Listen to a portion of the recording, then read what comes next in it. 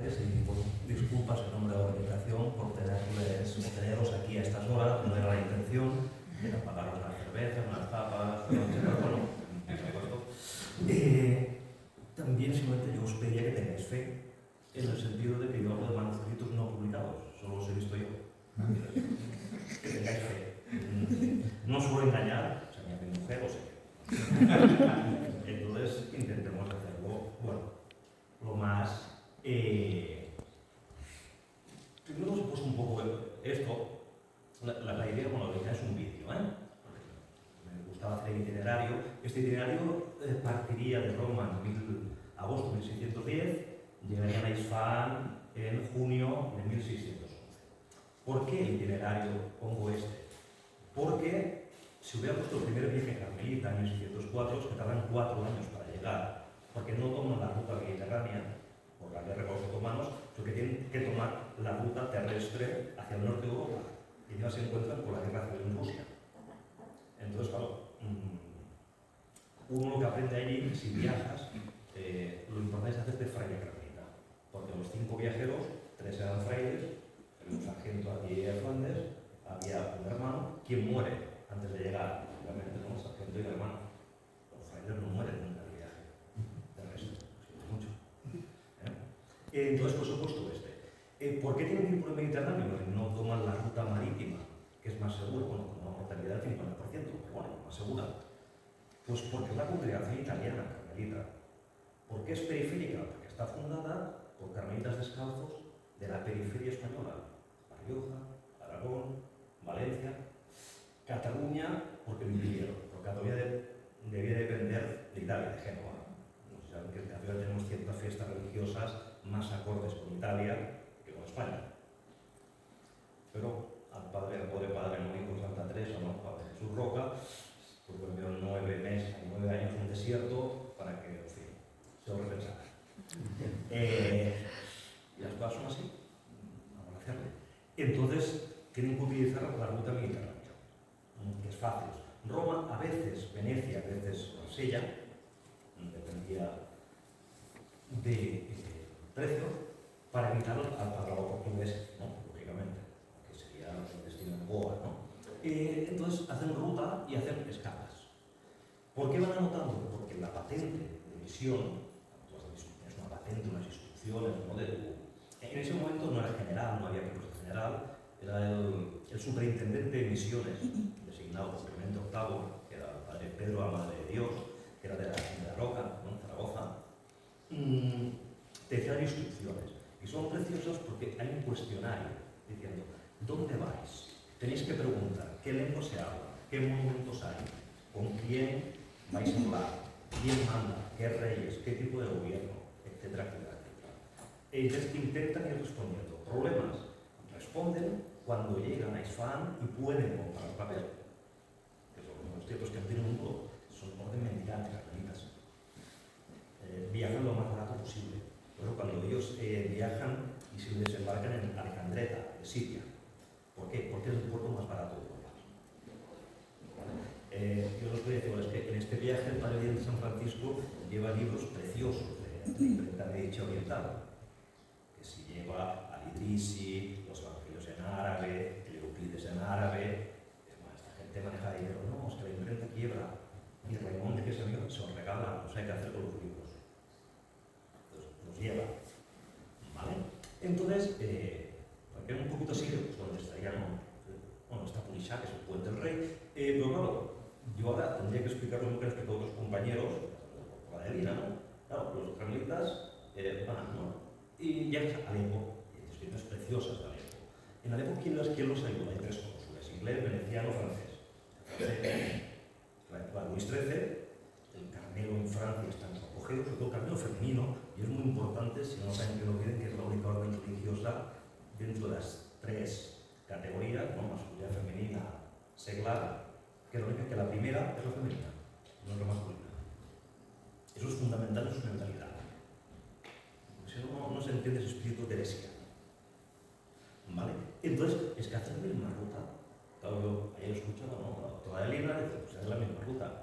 Van a Tusellec, cogen el río, van a Ana, porque ahí se paran las gabelas, las aduanas, hay que parar.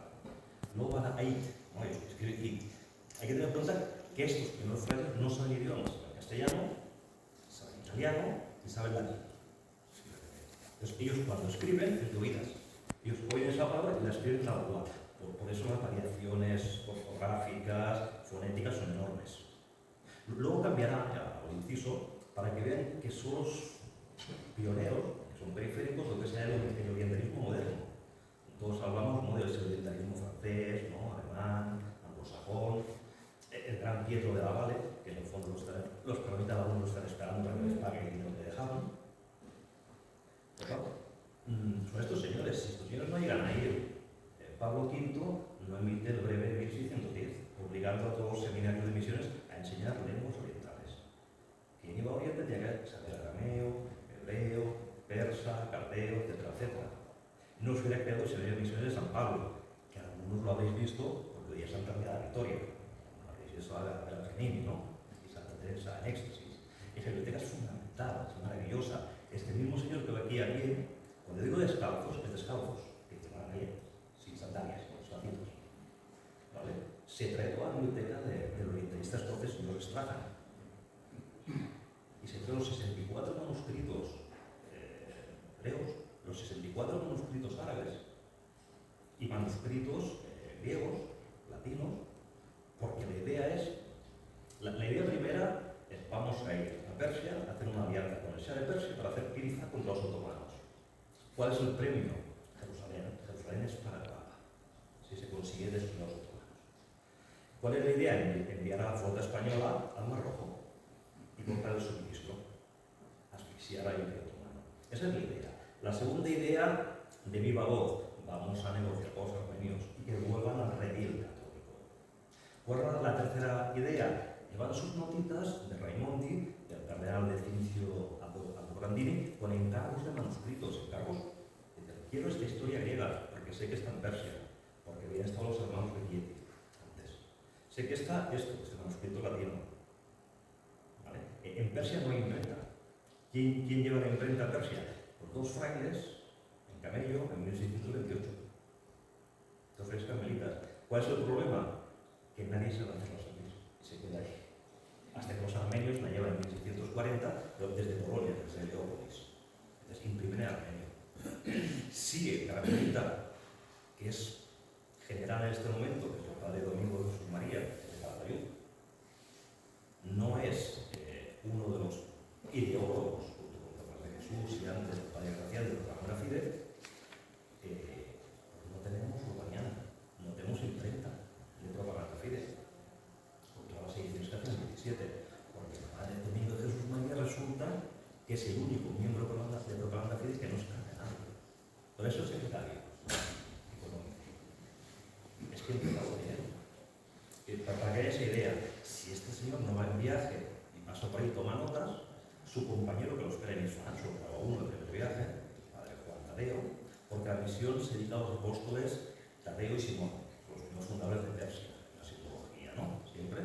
Y no hubiera sido obispo de Isfán en 1632, y hubiera vuelto a Roma y hubiera muerto en el camino. De vuelta, el pobre, después de 24 años en Persia, en campañas militares, paludismo, es que muere en Lleida porque se cae de una burra. Y resulta que ese obispado de Isfán, que no se puede cubrir, pasa a ser el obispado de Bagdad, porque un carmelita de la antigua observanza, siciliano, bueno, no quiere serlo, pasa después otra vez a los carmelitas descalzos, los padrecinos de la cruz, que no quiere serlo, porque los carmelitas tienen dos votos más aparte de los obligatorios. Hacen un voto de martirio y un voto de no ambiente, de no querer riqueza, ni cargos. Entonces, si no es por ese señor de más que renuncia, no aparece la ayuda francesa que dice, os doy dinero siempre y cuando el obispo de Bagdad sea francés. Bueno, pues da dinero. Y será Bernardo de Santa Teresa, que cuando va allí adquiere una biblioteca preciosa, que la Bernardo Validot en 1932, y esa biblioteca es la que da origen al Instituto Católico de París. No sé, un poco voy ampliando ciertas cositas. Entonces, en esta ruta de Beistún, el primero que os hablo un poquito es Abel Pinson, que viaja con los hermanos Sherwood en 1598. Él tiene una visión cristiana. Dice, Día 25 de noviembre, ¿no? Pasamos un río que divide tierras turcas de los persas llamado Caras o Agua Negra. Se ha construido un puente de piedra y un castillo llamado Purisha o Puente del Rey. En dicho lugar hay una montaña de piedra arriba de la cual se ven figuras de hombres con inscripciones griegas. El tiempo ha hecho reconocible, salvo 2 o 3 letras. Y esto es moderno. Porque cuando no saben lo que ven, ponen que es romano. Porque hay que tener en cuenta a quién se escribe a romano. Entonces todo lo antiguo es romano.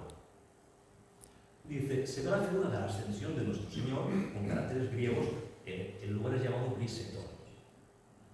¿Vale? Y luego, claro, tienes a Cristo y sus 12 discípulos, y 12, según quien ve, 12 tribus de Israel. Pero a mí la que más me gusta es la de un viajero árabe, Talik, del siglo X, que dice que, bueno, lo veis tú, ¿no? En el fondo es un maestro, Darío es un maestro, no tiene un gran, tiene un látigo, y es un maestro castigando a sus alumnos. Es maravilloso. A partir de ahí dices, que luego venían que es Alejandro, Semillani, está muy bien, pero eso ya es. ¿No? Luego, en 1608, parte del Redentor de la Luz, que es de Aroca, que es sobrino de la Madre de Dios, y Benigno, que es romano, les he puesto al lado la referencia del Plutio del Archivo General de los Carmelitas de Roma. Y ellos al final dicen, bueno, van hablando y dicen, bueno, había arcos romanos.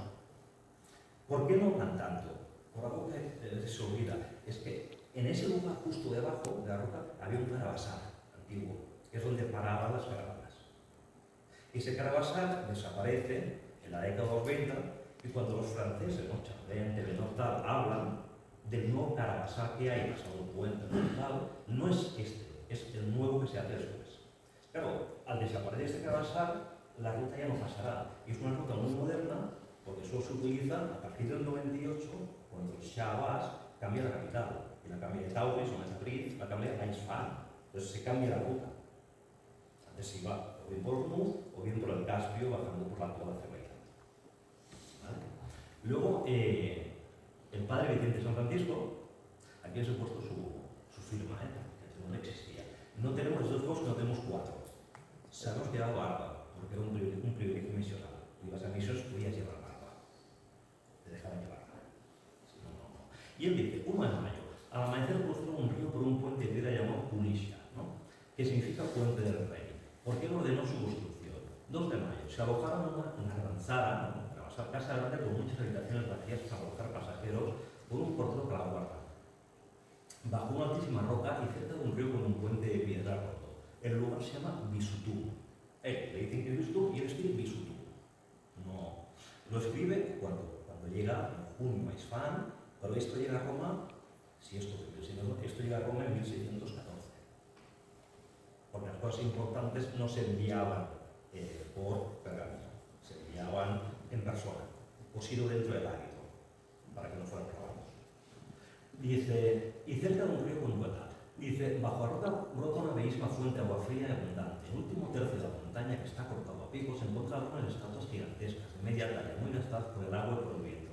Un poco más arriba, en un arco, había muchas otras pequeñas que parecían haber sido doradas. Una parecía de la Madonna, otra de un obispo y otra representaba a hombres tratados por las manos detrás. Juzgaron que podría ser de un tiempo en que Persia tenía muchos cristianos y mártires, su visión. Y él se reafirma en su visión porque cuando llega después a Isfahan, lo que más le choca es que había tiendecitas. Había tiendecitas donde venían estampitas de la Virgen María.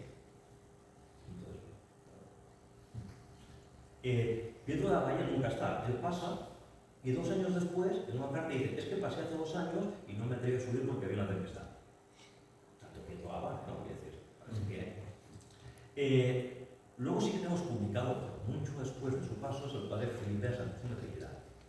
Es francés, gracias a él lo de la escuela, que en su itinerario oriental, que fue un bestseller de la época, porque la edición latina es el 49, luego tenemos 3 ediciones francesas, 2 ediciones alemanas, 2 ediciones italianas, que se ve bastante, y él vuelve a hablar. ¿Por qué pasa ahí en 1629? El superior que va con él, que es el padre Epifanio San Juan Bautista, en una carta, le he puesto la copia mecanografiada, porque había un carmelita que iba al Archivo Secreto Vaticano, de Propaganda Fide, y como no dejaban, años 40, ¿no? No había fotocopias, memorizaba textos, y cuando llegaba a su convento, porque la máquina de escribir, lo pasaba. Es maravilloso, te ahorras todos los manuscritos. Este hombre era genial. Y también habla de ello, ¿no? Y dice, simplemente viene a decir un poco lo mismo. Luego ya, claro, se habla del taberniero es posterior, Telenodo es posterior, otra, ¿no? Ambroyo Bembo, que son las grandes, ¿no? Los dibujos más conocidos, pues que todos estos pueden ir, porque se alojan en los conventos carmelitas, que les dan de comer y los curan, porque los carmelitas no es que conviertan a mucha gente, en 20 años convierten a 20 personas, por la puesta siesta que te conocen a la muerte, pero sí que hacen de médicos. Por eso las madres llevan a sus hijos e hijas a bautizar, porque tienen asistencia sanitaria que puede ser la mía. ¿Vale? Pues claro, tenemos otro carmelita, que es Andrés Santa Cecilia, en el 18, que tiene el segundo viaje a Persia y Mesopotamia, y nos dibuja esto. Él dice que es corro esto, ¿vale? Y por otro simplemente, este que ven aquí es el obispo carmelita de Bagdad. Bueno, no parece ese obispo ni es carmelita, que es el padre Manuel de Salvete, gran desconocido, y les he puesto aquí, bueno, sobre todo para el lado, le he puesto aquí el traje abierto, es un libro que publica en Bernice, que son, al cambio, serían unos 6 folios de descripción de su